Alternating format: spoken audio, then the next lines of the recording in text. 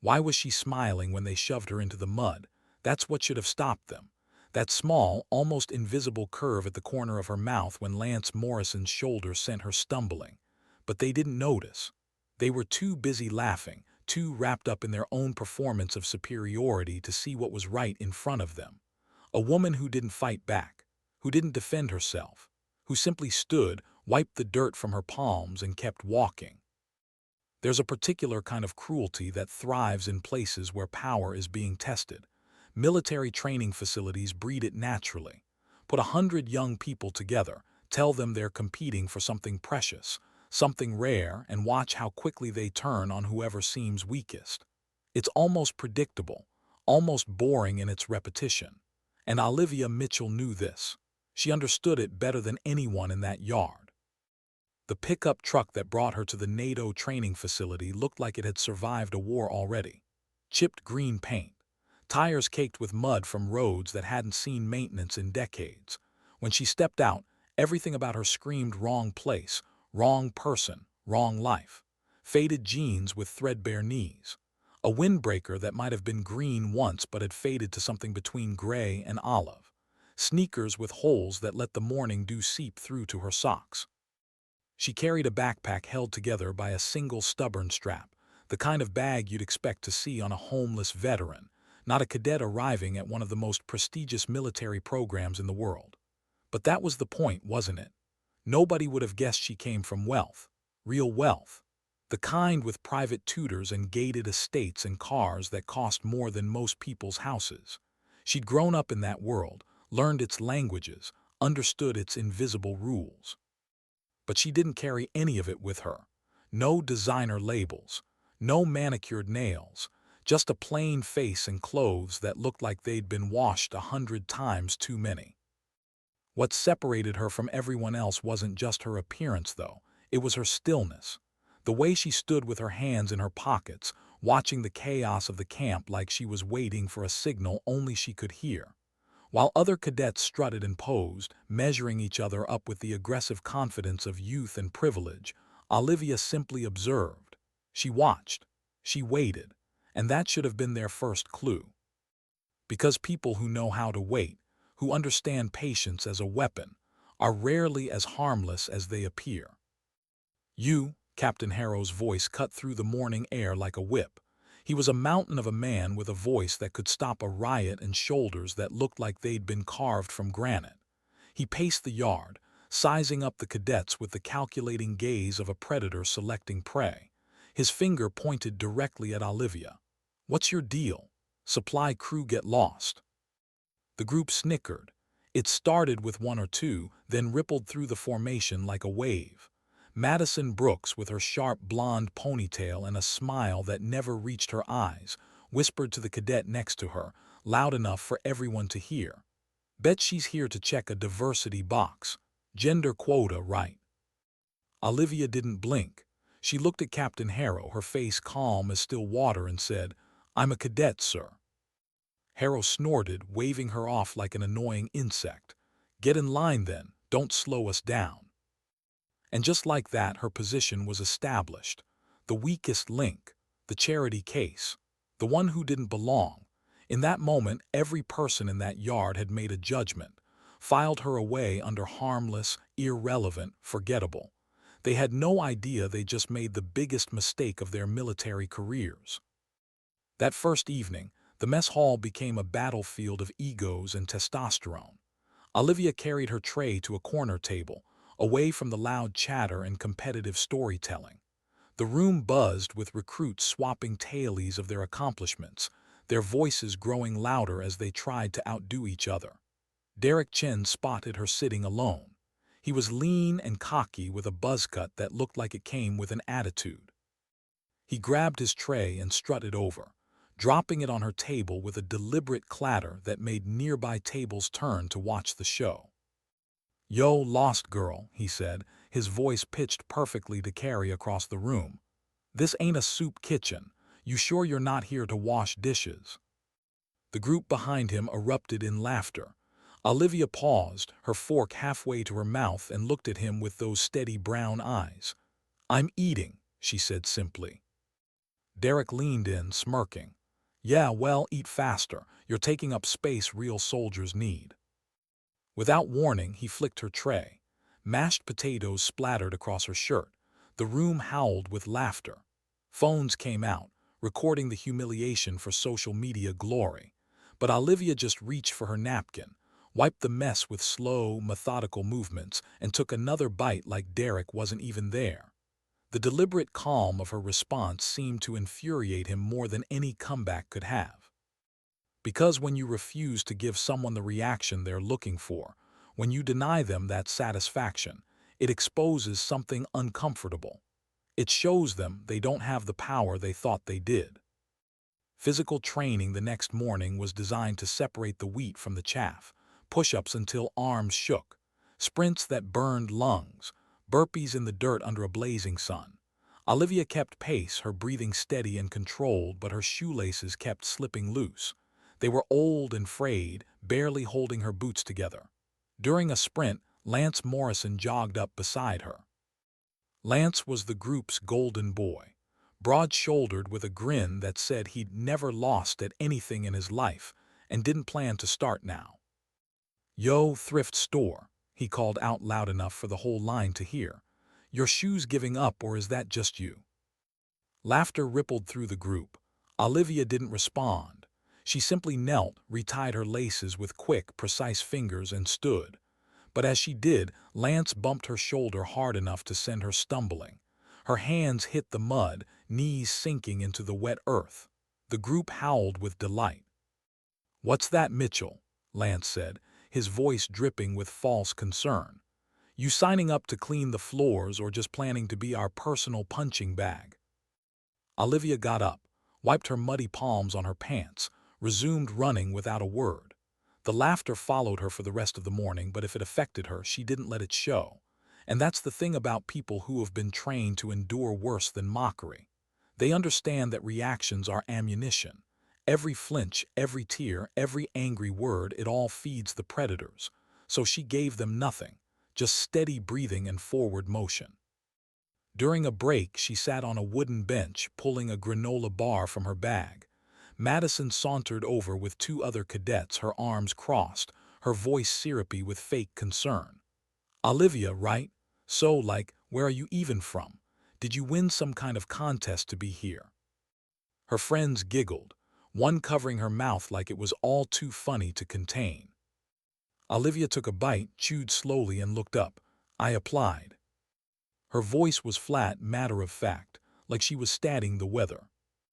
Madison's smile tightened. Okay, but why? She pressed, leaning in. You don't exactly scream elite soldier. I mean, look at your everything. She waved a dismissive hand at Olivia's muddy t-shirt and plain brown hair.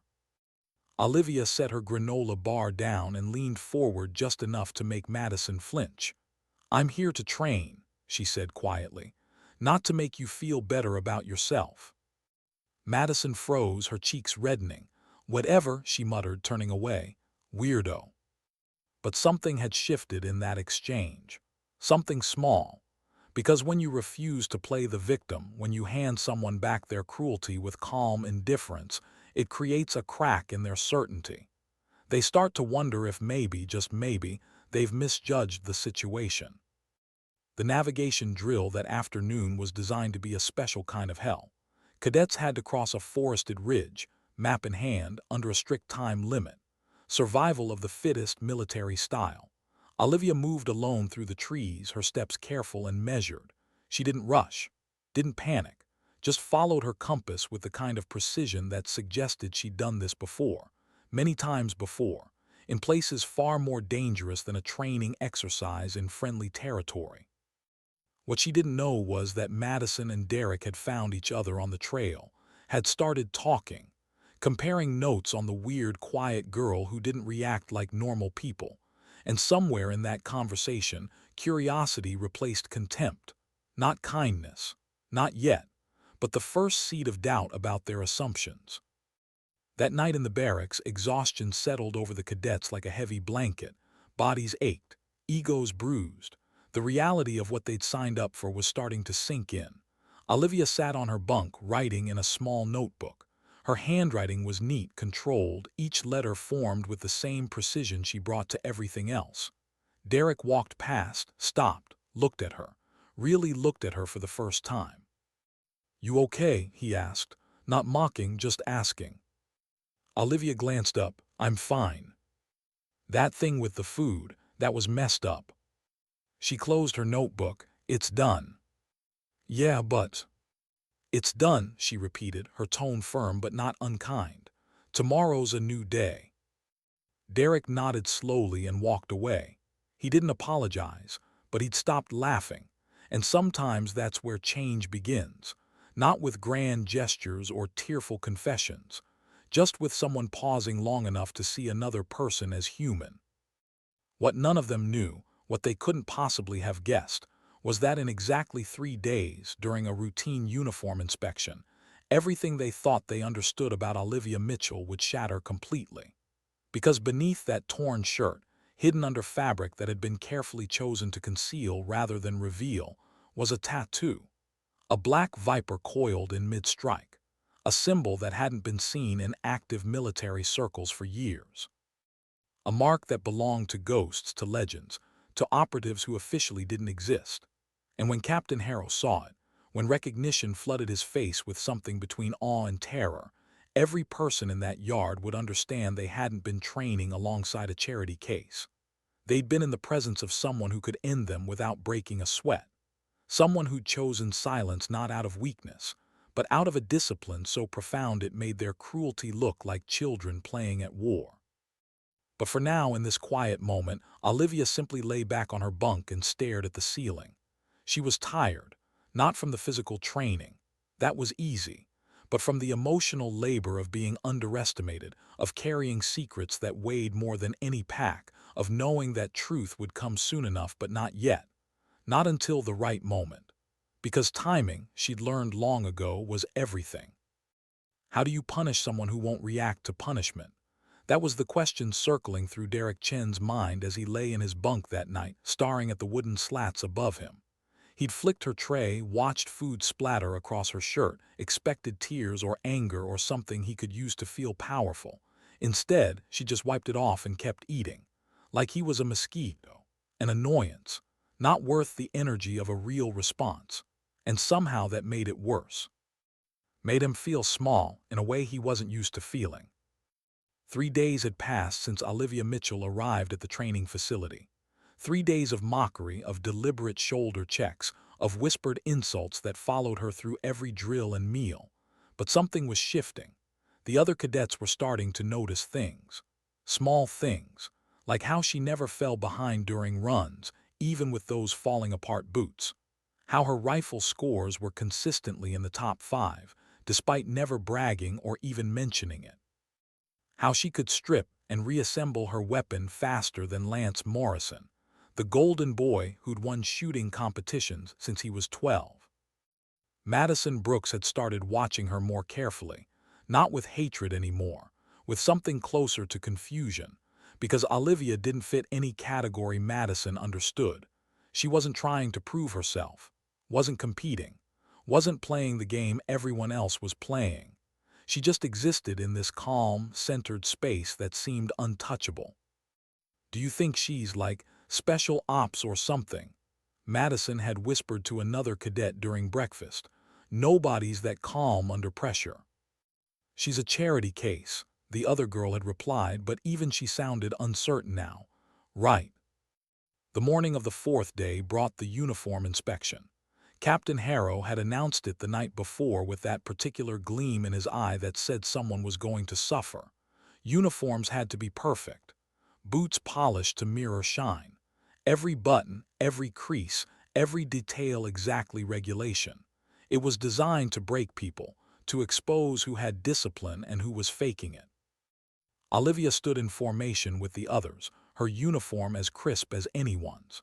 She'd stayed up late pressing every seam, polishing her worn boots until they actually reflected light. The other cadets had watched her work in silence, no longer mocking, just observing this strange creature who took everything seriously but never seemed stressed about any of it. Harrow moved down the line like a shark barking corrections, pointing out flaws that would mean extra laps or kitchen duty. He stopped in front of Lance Morrison, found a loose thread, assigned him 50 push-ups on the spot. Moved to Madison, inspected her collar, nodded approval. Then he reached Olivia. He stood in front of her for a long moment, too long. His eyes narrowed, scanning her uniform with the kind of attention he hadn't given anyone else. Something in his posture had changed, become wary, alert. "Mitchell," he said, his voice lower than before, "that shirt's torn at the shoulder." It was. The fabric had finally given way that morning, a small rip along the seam that exposed about 2 inches of skin. Olivia had noticed it but had no other shirt clean enough to pass inspection, so she'd made a choice. Worn it anyway. Let whatever was going to happen happen. "Yes, sir," she said calmly. "It tore this morning."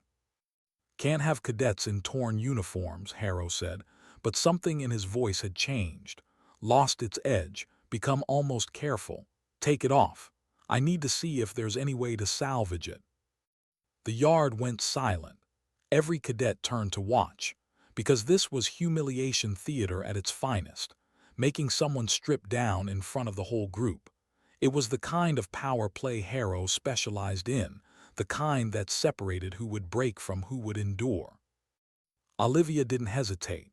She reached for the hem of her t-shirt and pulled it over her head in one smooth motion. She stood there in her sports bra, shoulders back, face calm as a lake before dawn. And that's when everything changed. The black viper tattoo covered her entire upper back. Coiled mid-strike, fangs exposed, every scale rendered in perfect detail. It wasn't the kind of tattoo you got on a whim. It was art. It was statement. It was identity. And for anyone who knew military history, who understood the legends whispered in classified briefings, it was a warning label. Captain Harrow's face drained of color. His hand, reaching for the torn shirt, froze midair. His eyes locked on that tattoo, and every ounce of authority drained from his posture. He actually took a step back. "Where did you get that?" His voice cracked, actual fear bleeding through. Olivia turned to face him, her expression unchanged. "From my instructor, sir." "Your instructor," Harrow repeated, the words coming out strangled. "Ghost Viper trained you." The name hit the formation like a shockwave. Ghost Viper. The legend. The operative who'd conducted over 100 classified missions without a single failure. The woman who'd eliminated targets in 14 countries and never left a trace. She disappeared 5 years ago, presumed dead or deep in retirement. And her students, the handful of people she'd chosen to train personally, were considered the most dangerous operatives in the intelligence community. "Yes, sir," Olivia said simply. Madison Brooks felt her stomach drop.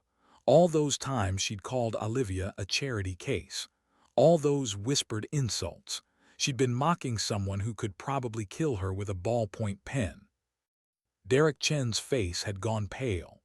The image of him flicking food at her, of laughing while she wiped mashed potatoes from her shirt, suddenly seemed less like a funny memory and more like the worst decision of his life.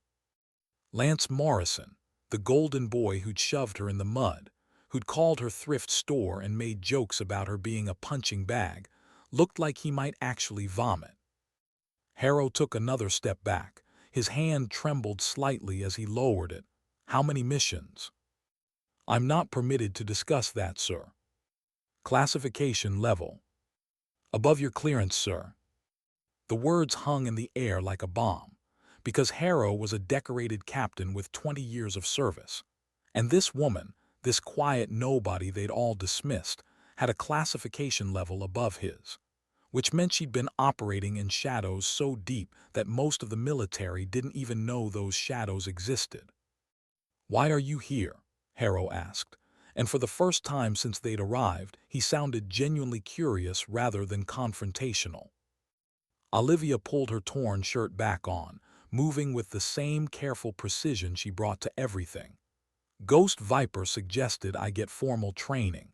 She said I'd learned the shadows but needed to understand conventional structure, to see how regular soldiers think, how they operate." "So this whole time I've been learning, Olivia confirmed. Observing, understanding how military culture works when you're not operating alone in foreign territory. The silence that followed was profound. Every cadet in that formation was recalculating every interaction they'd had with her, every joke, every shove, every moment of casual cruelty, and realizing they'd been doing it to someone who could have ended them at any point but had chosen patience instead. Elena Rodriguez, one of the few cadets who'd never participated in the mockery, who'd always been polite if distant, felt a wave of relief that she'd followed her instincts. She'd sensed something different about Olivia from day one, something that suggested depth beneath the surface. Harrow cleared his throat. "We need to talk privately now." He walked toward his office. Olivia followed, her torn shirt still exposing glimpses of that viper tattoo with every step. And as they disappeared into the building, the formation erupted into whispers, into frantic speculation, into the slow, horrible realization that they'd all been performing for someone who'd already seen real combat, real death, real consequences that made their training exercises look like kindergarten games.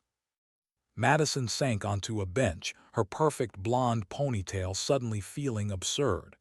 "We've been such idiots," she whispered. Derek sat next to her, his hands shaking slightly. "That thing with the food, God, she could have." "But she didn't," Elena said quietly, joining them. "That's what you're not understanding. She had every opportunity to put us in our place, to hurt us, to use her skills to make us look stupid. But she chose not to, she just took it, all of it, and kept being calm." "Why?" Madison asked, genuinely confused. "Why would someone that dangerous let us treat her like that?" Elena looked toward the building where Olivia had disappeared with Harrow. "Maybe because she wanted to see who we really were, what we do when we thought we had power over someone weaker, and maybe because she understands something we're just learning, that real strength doesn't need to prove itself. It can afford to be quiet." Inside Harrow's office, the conversation was happening in hushed, urgent tones. Classified protocols were being discussed, verification codes exchanged, phone calls made to numbers that didn't officially exist, and with each confirmation, Harrow's understanding of who Olivia Mitchell really was became more clear and more terrifying.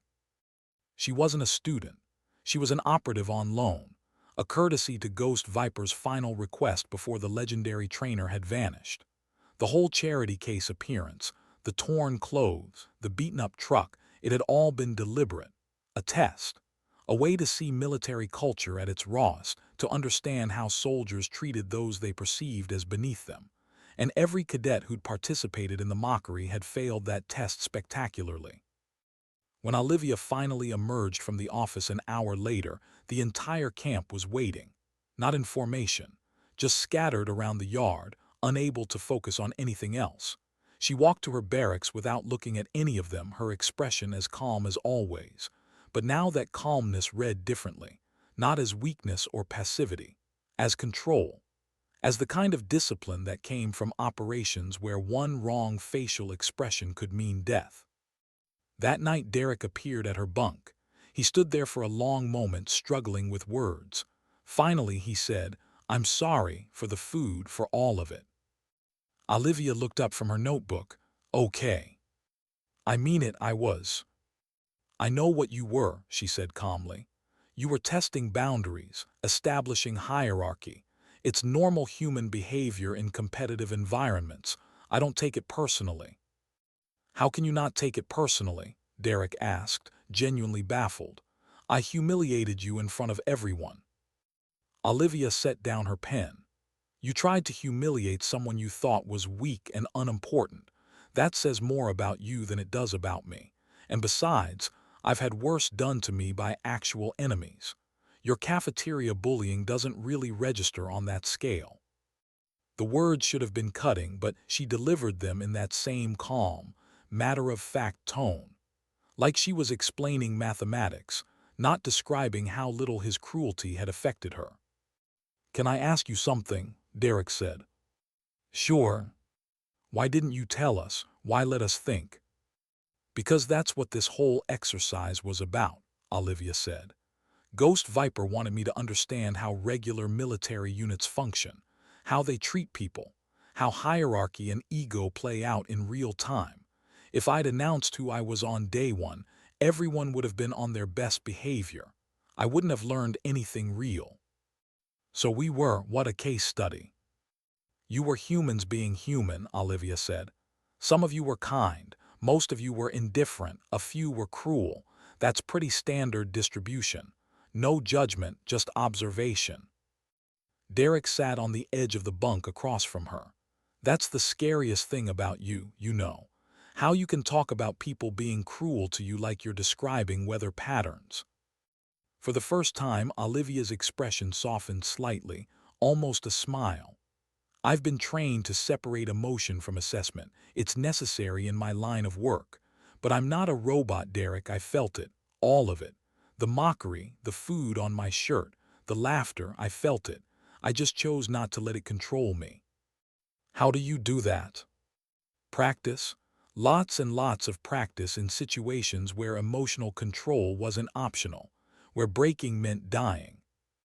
The silence that followed was heavy with implications, with the understanding that Olivia's calm wasn't natural.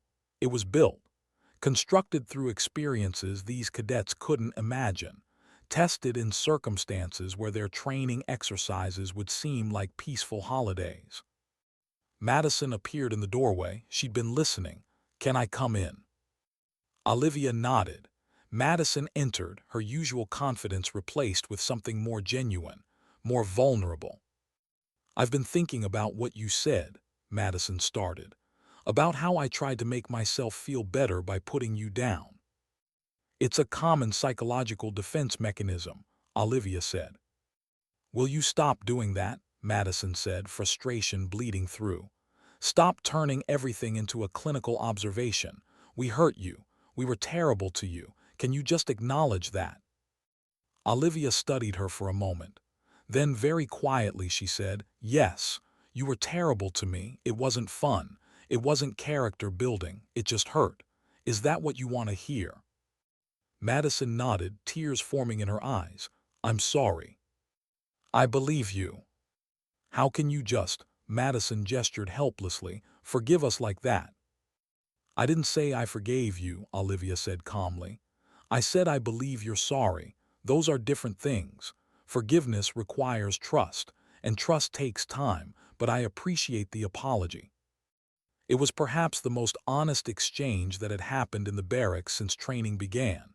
No posturing, no performance, just three young people trying to navigate the complicated territory between harm and healing. Elena entered, having heard the conversation from the hallway. "For what it's worth," she said to Olivia, "not all of us treated you like that." "I know," Olivia said.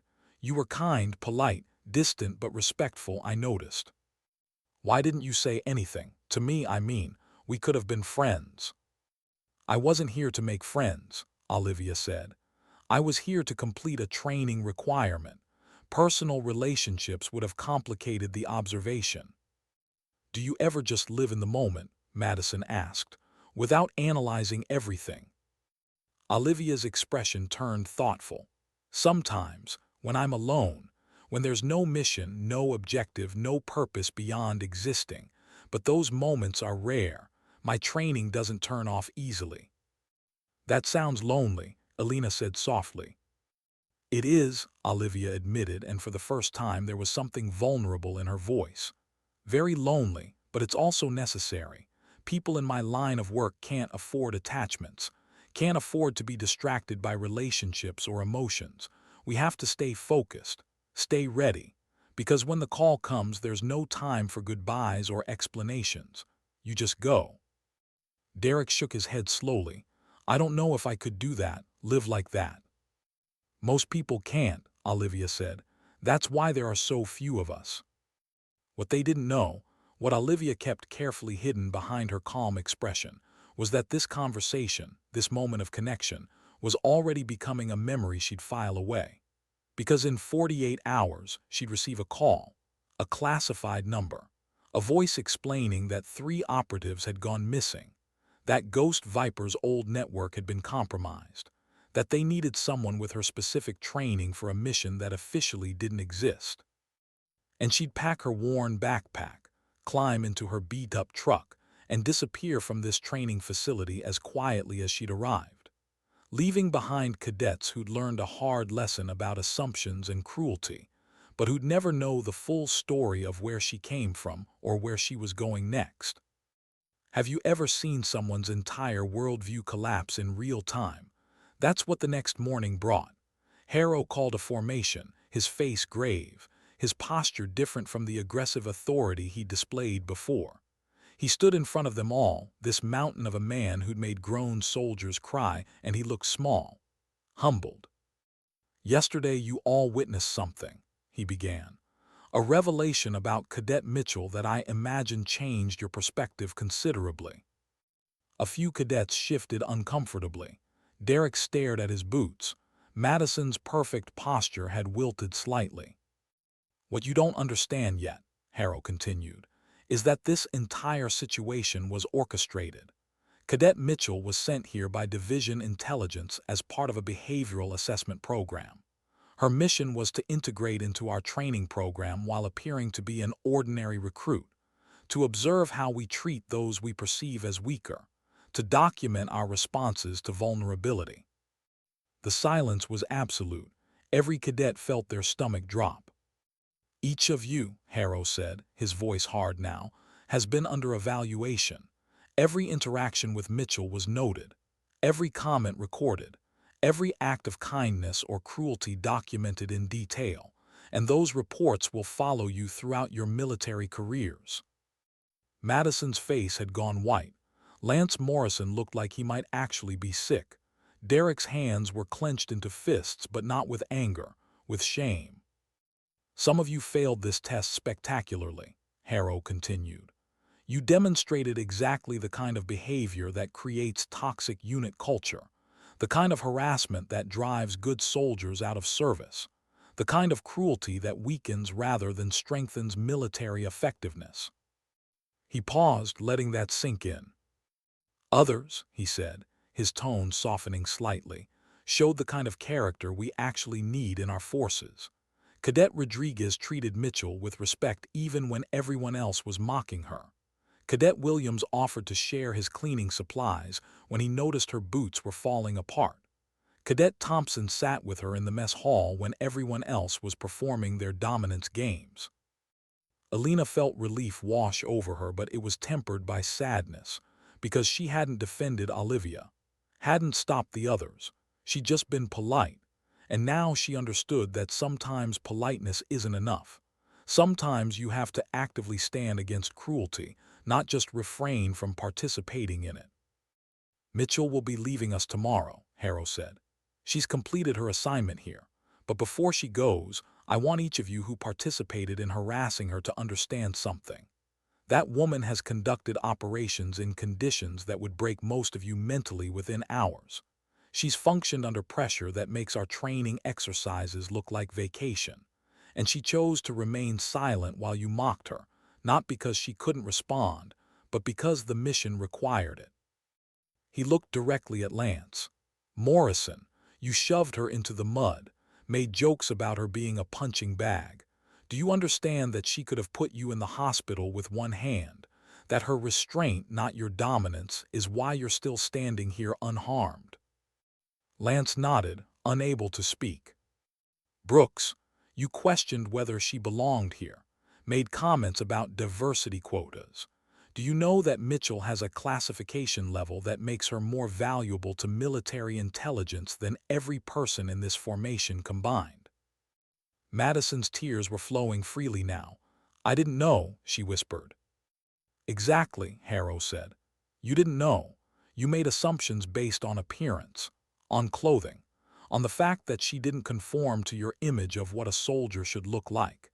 And that failure of imagination, that inability to see beyond surface details, is exactly what this exercise was designed to expose." He turned to address the full formation. "The military operates in environments where threats don't announce themselves, where enemies blend into civilian populations, where the most dangerous person in a room might look like a school teacher or a maintenance worker or a tired woman in torn clothing. If you can't train yourselves to look deeper, to assess actual capability rather than superficial presentation, you will get people killed in the field. The weight of his words settled over them like a physical presence. This wasn't just about being nice. It wasn't just about hurt feelings. It was about fundamental military competence, about the ability to accurately assess threats and allies, about not letting prejudice and assumption override critical thinking. Mitchell could have reported every one of you, Harrow continued, could have filed formal complaints that would have ended your military careers before they started, but she didn't. Do you want to know why? He waited, but no one answered.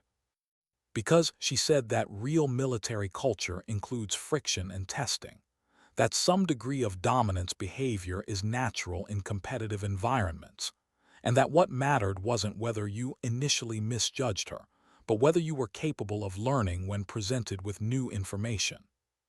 He pulled out a tablet, reading from it. In her final report, she wrote, "The majority of cadets demonstrated the capacity for growth and self-reflection once presented with contradicting evidence to their initial assumptions. This suggests that, while their cultural conditioning led them to make harmful judgments, they are not fundamentally incapable of better behavior.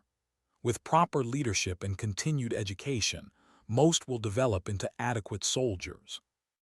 A select few show promise for exceptional service." Derek felt something loosen in his chest, not forgiveness, but possibility, the chance to be better than his worst moment. She also noted, Harrow continued, that the facility's leadership failed to intervene in obvious harassment situations, which means I failed. I watched you all mock her and I didn't stop it, because I'd made the same assumptions you did. Saw her torn clothes and old truck and figured she was probably out of her depth. I let my prejudice override my responsibility, and that's on me. It was perhaps the first time any of them had heard a commanding officer admit fault so directly, own failure so completely. Mitchell recommended that we implement mandatory training on implicit bias and assumptions, that we create structures for reporting harassment that don't require victims to advocate for themselves, that we assess leadership on their ability to create inclusive environments, not just their tactical knowledge. He closed the tablet, all of which we'll be implementing, starting immediately, because she was right about all of it.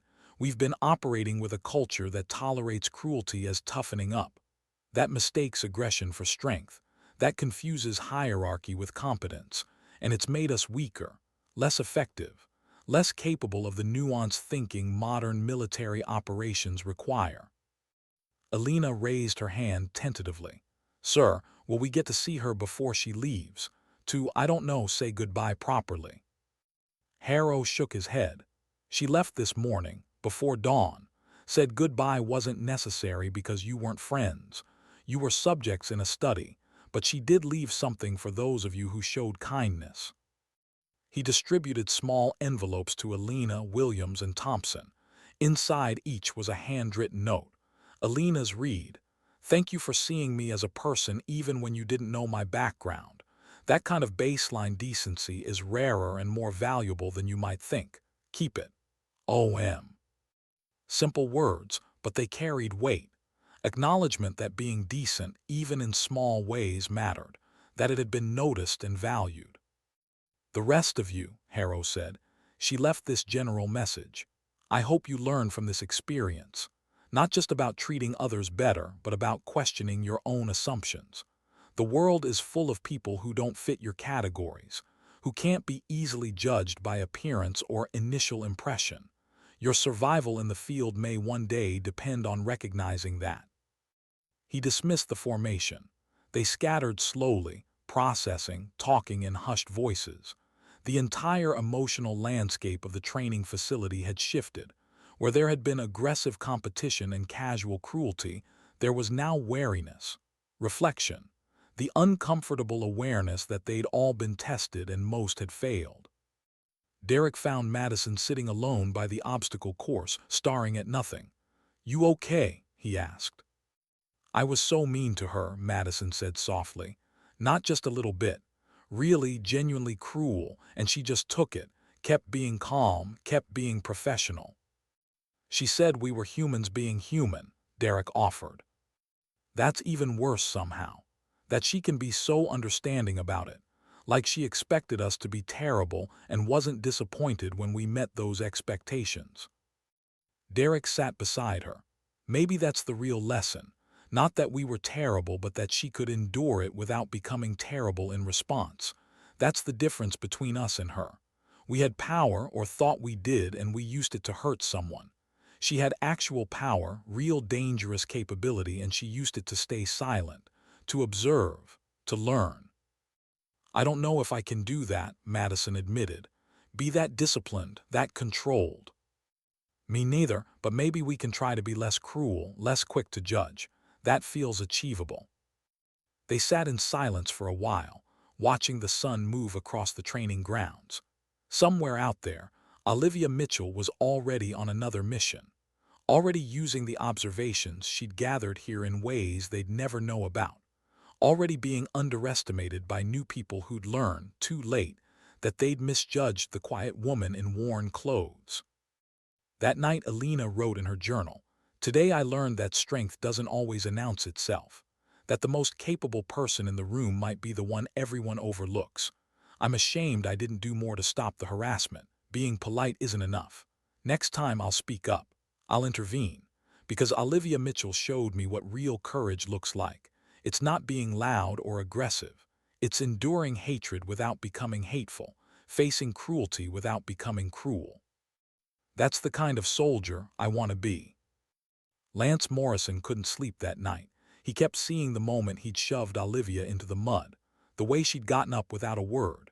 At the time, he'd thought it was weakness. Now he understood it was something else entirely. It was mercy. She could have responded, could have taught him a physical lesson he'd never forget, but she'd chosen restraint. And that restraint was what separated professionals from bullies. The next morning, he started running earlier than required, longer distances, pushing himself harder, not as punishment but as commitment, to be better, to earn back some fraction of the respect he'd thrown away. The training facility continued. New drills, new challenges, but the culture had fundamentally shifted. Cadets who'd participated in the harassment found themselves isolated, not by official policy but by social dynamics. Because once people knew you'd mocked someone who turned out to be an elite operative, once everyone understood you'd failed such a basic test of character, your credibility was damaged. Some would rebuild it through consistent, better behavior. Others would carry the shame throughout their careers, a reminder of who they'd been at their worst. Harrow implemented the changes Mitchell had recommended: bias training, harassment reporting structures, leadership evaluations that included cultural competence. Some cadets complained it was too soft, too politically correct, but those complaints came from exactly the people who needed the training most.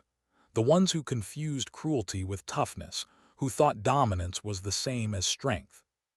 3 weeks later, Alina was sitting in the mess hall when a new recruit arrived. Young woman, nervous, wearing clothes that had clearly seen better days. Alina watched as a few cadets exchanged glances, saw that familiar predatory interest spark in their eyes. The beginning of a mockery pattern she recognized too well. She stood up, walked over to the new recruit. "Hi, I'm Alina. Welcome to the facility. Want to sit with us?" The girl looked surprised. "Really? Really? Come on. I'll introduce you to some good people." It was a small gesture, but it was different from politeness. It was active intervention. The kind of leadership Olivia Mitchell's presence had taught her was necessary, not just avoiding cruelty, but actively building something better. That night, Alina got an email from an address she didn't recognize. The message was brief. "Heard you helped the new recruit. Good instinct. Stay decent. The world needs more of it. O.M." Alina smiled. Somewhere out there, in whatever shadows Olivia Mitchell now operated in, she was still watching, still assessing, still hoping that people could learn to be better than their worst instincts. Why do we remember some people and forget others?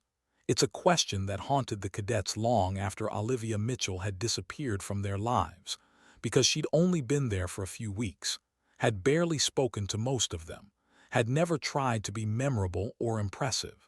And yet months later, they still thought about her, still measured their own behavior against the standard she'd set.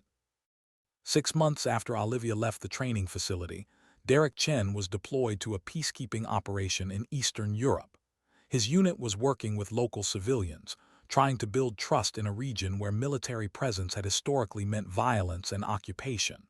One afternoon, a woman approached their checkpoint. She was elderly, poorly dressed, carrying a heavy bag of groceries that clearly strained her strength. The soldier at the gate made a joke about her being a smuggler, suggested searching her bag, making her wait in the heat as punishment for some imagined disrespect. Derek remembered Olivia, remembered her torn shirt and worn boots, remembered the lesson about not judging capability by appearance. He stepped forward. "Let me help you with that bag, ma'am." The woman looked startled, then grateful. He carried her groceries through the checkpoint, asked where she lived, walked her the 2 blocks to her home. She spoke no English and his Romanian was terrible, but gratitude needs no translation. The smile she gave him was genuine, real. That simple act of kindness created a ripple effect. Other civilians saw a soldier treating an elderly woman with respect, saw military personnel as potential helpers rather than just occupiers. Intelligence that had been hard to gather suddenly became easier because people trusted them more. All because Derek had chosen to see a person rather than a category. Madison Brooks ended up in military intelligence analysis. She spent her days assessing threats, trying to identify dangerous individuals hidden in civilian populations, and she kept a photo of Olivia Mitchell on her desk, not as a shrine, as a reminder that the most dangerous people rarely look the part, that assumptions are the enemy of accurate intelligence, that you have to look deeper, question harder, resist the easy categorizations that make your brain work less but get people killed in the field. She became known for her ability to spot threats others missed, to identify patterns that seemed invisible to less careful analysts. When people asked how she did it, she'd say, "I assume I'm wrong about everything. Then I prove it one way or the other." It was a lesson she'd learned from a woman who'd let them all be wrong about her, then proved it in the most devastating way possible. Alina Rodriguez rose quickly through the ranks. Her commitment to inclusive leadership, to actually intervening in harassment rather than just avoiding it personally, made her units more cohesive, more effective. Soldiers in her command trusted each other more because they knew their leader wouldn't tolerate the kind of toxic behavior that breeds resentment and division. She received a commendation for creating the most integrated, functional unit in her division. At the ceremony, when asked about her leadership philosophy, she said, "I learned from someone who showed me that real strength is often quiet, that the most capable people don't need to prove themselves through dominance. They just do the work. I try to create environments where everyone can do their best work without having to fight their own teammates first." She didn't mention Olivia by name, but those who'd been at the training facility knew exactly who she was talking about. Lance Morrison never fully shook the shame of what he'd done. He'd shoved a woman into the mud for laughs, never knowing she could have ended him with casual efficiency. That knowledge humbled him in ways that made him a better soldier. Less arrogant, more careful. He developed a reputation for being unexpectedly thoughtful, for taking time to understand situations before reacting, for treating everyone with baseline respect regardless of their apparent rank or status. His squad members appreciated it, said he was one of the few officers who actually listened to enlisted personnel, who took their input seriously, who didn't assume that rank meant wisdom. Years later, during a classified briefing, Lance saw a photo that made his breath catch. It was surveillance footage from a counterterrorism operation. Grainy, dark, but clear enough to recognize the woman moving through a hostile compound, Olivia Mitchell, or whoever she was in that moment. The briefer mentioned her only as the asset, explaining how she'd infiltrated a terrorist cell, gathered critical intelligence, and extracted herself without anyone noticing she'd been there until it was far too late. How did she manage to get that close? Someone asked. The briefer shrugged. She's good at being underestimated, exceptionally good. Lance thought about the mud, about the laughter, about how completely they'd all bought into the illusion she'd created, and he understood that what they'd witnessed at the training facility wasn't even a fraction of her actual capability. It was her on cruise control, her not even trying, and even at minimal effort she'd been more capable than any of them. The thought should have been intimidating. Instead, it was oddly comforting, because it meant that somewhere out there, in the dangerous shadows where nations competed and terrorists planned, someone that competent was working on their side. But what about Olivia herself? What happened to the woman who'd endured mockery as a mission requirement, who documented cruelty with the same professional detachment she brought to combat operations? She'd returned to the life she'd temporarily left, the world of classified missions and assumed identities and borders that only existed on maps, not in the messy reality of covert operations. She worked with Ghost Viper's old network, the handful of operatives who'd been trained by the legendary spymaster before she disappeared. They moved through hostile territories like wind through trees, present but invisible, leaving effects but no evidence of their passage. The training facility assessment became part of her permanent record, classified, of course, but available to those with proper clearance. It detailed her observations about military culture, about the psychological dynamics of dominance and submission in training environments, about the failure of leadership to intervene in obvious harassment situations. Her recommendations were implemented not just at that facility, but throughout the military training system. She'd changed policy without ever raising her voice, just by documenting what she'd endured and analyzing it with professional precision. But she also kept something private, a journal entry she'd written the night after the tattoo reveal, after watching those cadets' faces drain of color, after seeing the fear and shame replace mockery and cruelty. Today they learned what I am, she'd written, but I'm not sure they learned what they are. Most of them felt bad for hurting someone powerful, but would they feel bad for hurting someone genuinely weak? Would they have changed their behavior if I'd just been an ordinary recruit with no classified training, no dangerous skills, no ability to inspire fear? I think some would. Elena, Williams, Thompson. They were kind because kindness is their nature, not because they calculated whether I deserved it. But the others, they'll be careful now. They'll think twice before judging people. But is it because they've learned not to judge, or just because they're afraid of being wrong again? Is it wisdom or just self-preservation? Ghost Viper would say it doesn't matter. That changed behavior is changed behavior regardless of motivation. That you can't control what's in people's hearts, only what they do with it. Maybe she's right. Maybe I should be satisfied that this experience will make them better soldiers, even if it doesn't necessarily make them better people. But I think it matters. I think the why behind the behavior determines how durable that behavior is. Fear-based change lasts only as long as the fear. Character-based change is permanent. I guess time will tell which kind I inspired. She never found out for certain. Her work took her too far from conventional military channels to track individual careers. But sometimes, late at night in safe houses between missions, she'd wonder about them. Wonder if Derek still carried the memory of flicking food at her, if Madison ever thought about the diversity quota comment, if Lance remembered the mud. She hoped they did, not because she wanted them to suffer, but because she understood that some lessons only sink in through repeated remembering. That growth requires you to face your worst moments over and over until they transform from shame into wisdom. General Andrew Reed, the man who'd become the most important person in her life, understood this better than most.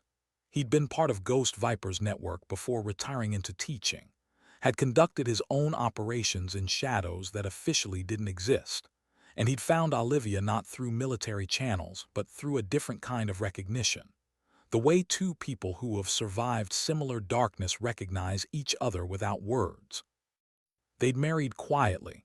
No ceremony, no guests, just two operatives making a commitment in the small spaces between missions, building something real in the gaps that dangerous work left in their lives. "Do you regret it?" Reed asked her one night, months after the training facility assignment. "Letting them treat you that way?" Olivia considered the question carefully. "Regret is the wrong word. It served its purpose. I learned what I needed to learn about conventional military culture. They learned something about assumptions and cruelty. The system got recommendations that will improve training environments for future recruits. From an operational perspective, it was successful." "That's not what I asked." She smiled slightly. "I know. So, So yes, part of me wishes I could have just been a regular cadet, made friends, competed fairly, built relationships without the deception, but that was never an option. My background, my training, my classification level, they all made genuine connection impossible. I was always going to be separate. The mission just formalized it." Reed pulled her close. "You're not separate here with me." "No," she agreed. "Here I can just be Olivia, not the asset, not the operative, not the symbol, just me. Just you is enough, more than enough."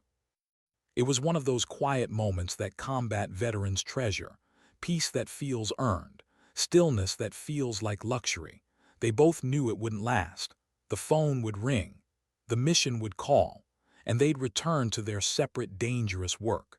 But for now, for this moment, there was just each other and the comfortable silence of two people who understood what the other had survived. The call came 6 weeks later, not for a mission, for a funeral. Ghost Viper was dead. Officially, of course, she'd been dead for years. But this was the real death. The end of a legend who'd shaped modern covert operations more than any 10 conventional generals. The funeral was classified, held in an unmarked location with no graves to mark, no monuments to commemorate. Just a gathering of the people she'd trained, the operatives she'd shaped, the shadows she'd created. They came from different agencies, different countries even, united only by the mark she'd left on their lives and, in some cases, literally on their bodies. Olivia stood with the others, her black Viper tattoo hidden under formal civilian clothing. Ghost Viper would have appreciated the irony. A funeral for someone who'd spent her life being invisible. A ceremony for a woman whose greatest achievements could never be publicly acknowledged. The speaker, someone from the intelligence directorate, kept it brief. "She taught us that strength comes in many forms, that the most effective operatives are often those who can make themselves seem harmless, that underestimation is a weapon more powerful than any firearm. She saved thousands of lives in operations that will never be declassified. She prevented conflicts that the world will never know were possible, and she did it all while remaining anonymous, invisible, exactly as she preferred." After the service, Olivia found herself talking with other former students, comparing notes, sharing stories that couldn't be shared anywhere else. They all had similar experiences. All had been taught to endure, to observe, to use others' assumptions as tactical advantages. All carried scars, both physical and psychological, from operations that officially never happened. "The training facility," one of them said to Olivia. "I heard about that assignment. Clever." "It was effective," Olivia replied. "Did it change anything? The harassment protocols?" "Yes, significantly. Military-wide implementations based on the recommendations." Good, she would have liked that. Practical applications of theory, real change through careful observation. They stood in silence for a moment, these dangerous people who could have been anywhere else but chose to be here, honoring a woman who'd given them skills most people didn't believe existed. "What happens now?" someone asked. "With the network?" "We continue," another answered. That's what she'd want. The work doesn't stop because one person is gone. Olivia nodded. It was true. The threats they faced didn't pause for grief. The operations didn't halt for mourning. Ghost Viper had taught them that professionalism meant functioning through loss, that emotions were valid but couldn't be allowed to compromise missions. But that night, alone with Reed in their cabin, Olivia let the professionalism drop. Let the grief come. Cried for the woman who'd seen potential in a rich girl playing at rebellion, who'd trained her when no one else would, who'd taught her that weakness could be strength if you understood how to use it. She saved my life, Olivia said through tears. Not in combat, before that. I was angry and lost and looking for purpose in all the wrong places. She gave me structure, gave me a way to use all that anger productively. Reed held her, said nothing, just provided the physical presence she needed. The training facility, Olivia continued. She's the one who suggested it, said I needed to understand conventional military culture because I'd been operating outside of it for so long. She wanted me to see how regular soldiers think, how they treat each other, what happens in environments where the official hierarchy and the social hierarchy don't align. And what did you learn?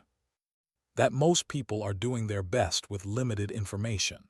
That cruelty often comes from insecurity rather than malice. That leadership failures create space for toxic behavior. And that a few genuinely kind people can make a huge difference even when they're outnumbered. Alina, Reed said. Alina and Williams and Thompson, they didn't know who I was, had no reason to be kind except that it was who they chose to be. That matters more than all the apologies that came after the reveal.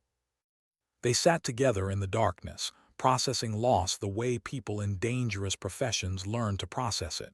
Quickly, efficiently, without letting it linger too long or dig too deep. Tomorrow would bring new missions, new challenges, new opportunities to use the skills Ghost Viper had taught them. But tonight they could grieve. The weeks that followed brought a flood of classified messages, operations that Ghost Viper had been tracking, leads she'd been developing, cases she'd been building, all of it now transferred to her former students, her network, the people she'd trained to continue the work. Olivia inherited 3 ongoing investigations, one into weapons trafficking in Eastern Europe, another tracking a human smuggling operation, the third monitoring a terrorist cell that had gone dormant but showed signs of reactivation. Each one required the skills she'd spent years developing, the ability to become invisible, to blend into civilian populations, to gather intelligence while appearing to be exactly what people expected to see. And in each case, she used what she'd learned at the training facility. The understanding that people reveal their true nature when they think they have power over someone weaker. That arrogance makes people sloppy. That underestimation creates operational opportunities. In Prague, she posed as a cleaning woman in a hotel where arms dealers met to negotiate. They ignored her completely, speaking freely in front of someone they assumed couldn't understand their languages, couldn't threaten their security, couldn't possibly be anything more than what she appeared. She gathered 6 months of intelligence in 3 weeks. In Bucharest, she worked as a translator for an NGO, her actual linguistic capabilities carefully hidden behind a facade of limited competence. The smugglers she was tracking hired her for simple work, never suspecting she understood every word of their coded conversations, every detail of their operations. When the arrests came, they never knew who'd betrayed them. The quiet translator had disappeared weeks before, gone on to her next assignment. In Istanbul, she managed a small cafe near a mosque frequented by radicals, served tea and pastries while listening to recruitment conversations, watching patterns develop, identifying the crucial nodes in a network that thought itself invisible. The men who planned violence never looked twice at the woman who brought them honey cakes and mint tea. Each operation succeeded. Each mission ended with targets arrested or operations disrupted. And each time, Olivia Mitchell slipped away before anyone could connect her to the outcomes. Ghost Viper had taught her well. The best operatives are the ones nobody remembers. But there was a cost to this kind of work, a toll that accumulated slowly like radiation exposure. Each time you pretend to be harmless, each time you smile while being disrespected, each time you endure cruelty as part of your cover, a small piece of you goes numb. It's necessary for survival, essential for effectiveness, but it changes you in ways that are hard to reverse. Reed saw it happening, saw Olivia becoming more distant even in the safety of their home, more reluctant to be vulnerable, more comfortable in the mask she wore than in her actual self. "Talk to me," he said one evening.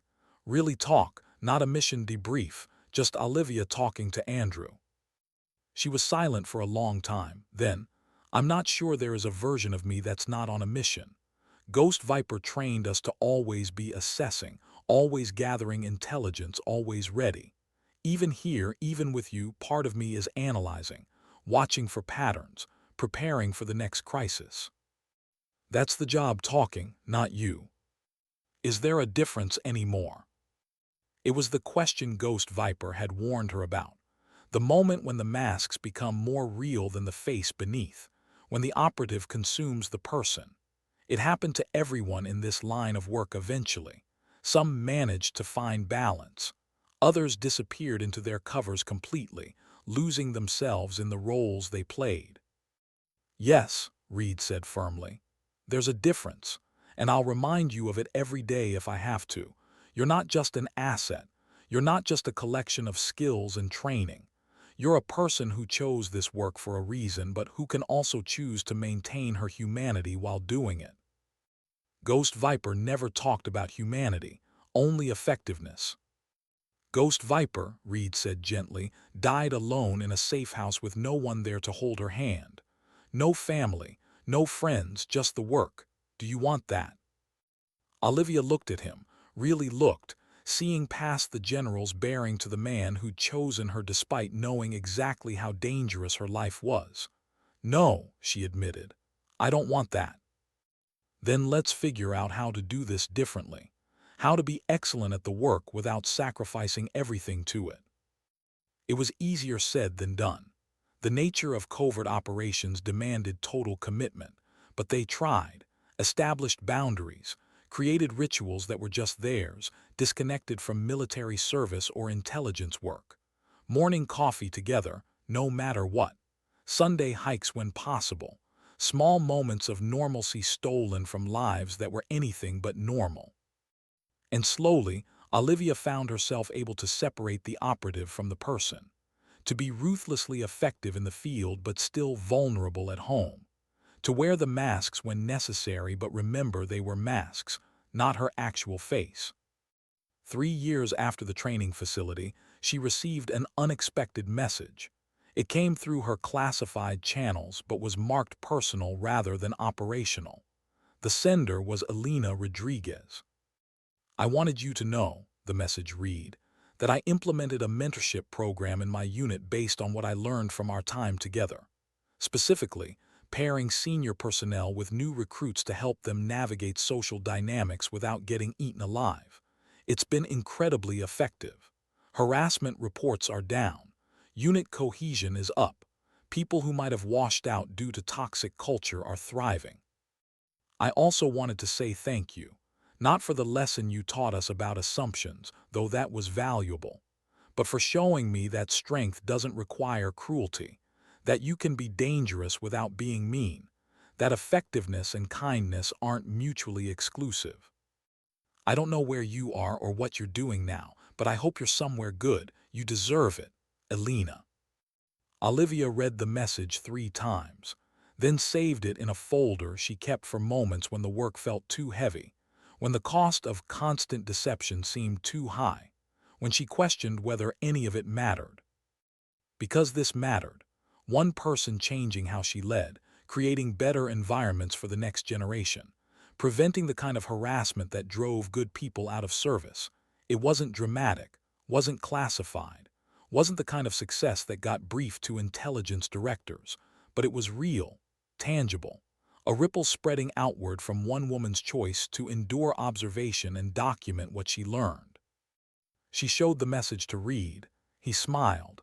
See, you changed something, not through force or manipulation, just by being willing to be underestimated long enough to understand what it reveals about people.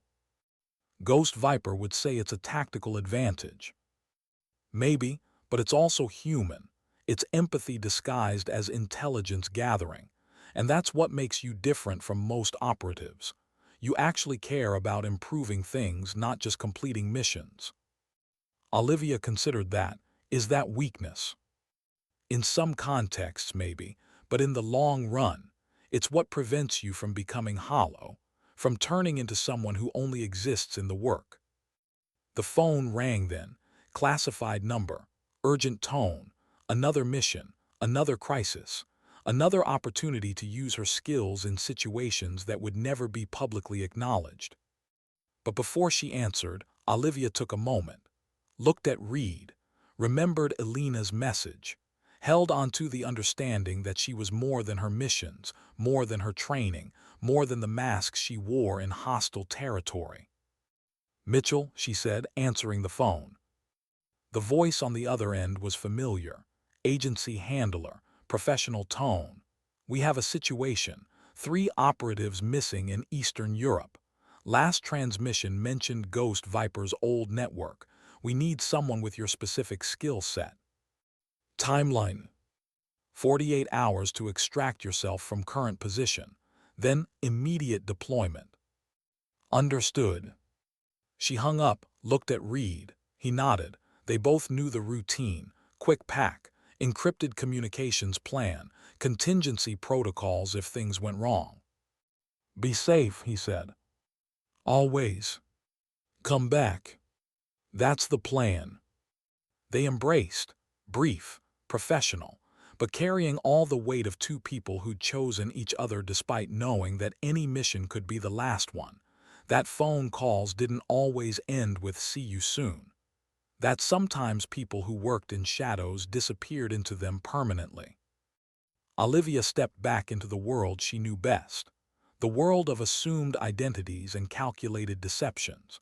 The world where being underestimated was a survival skill and apparent weakness could become devastating strength. She moved through airports and train stations with practiced invisibility, just another tired woman traveling for unclear reasons.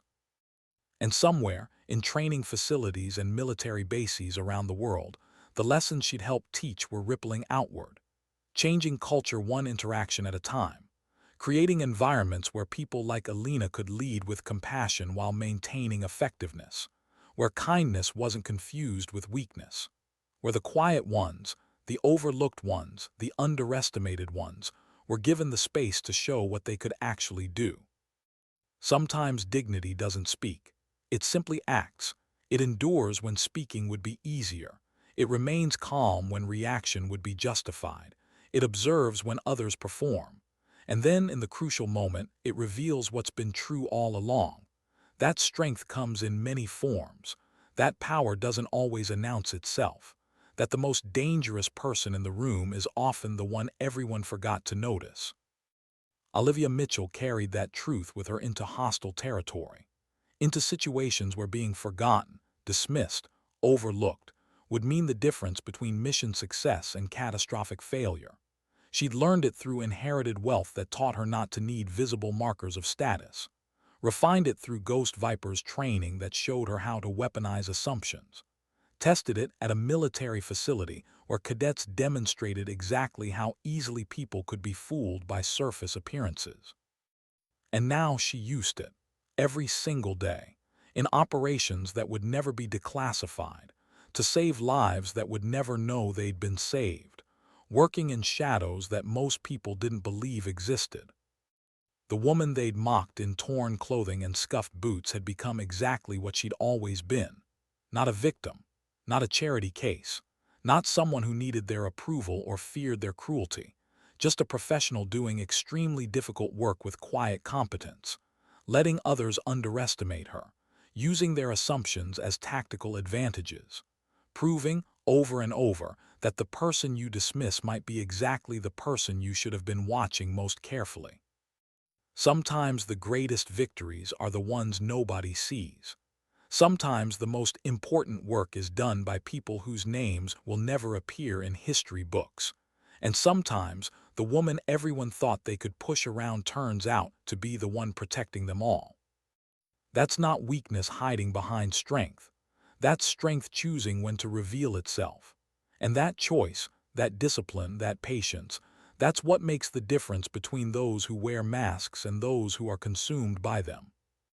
Olivia Mitchell knew the difference, carried it with her through every mission, maintained it through every deception, never forgot that beneath the covers and the training and the classified capabilities, she was still a person who'd chosen this work for a reason: to make things better, to protect people, to use her unique position, skills, and training for something that mattered.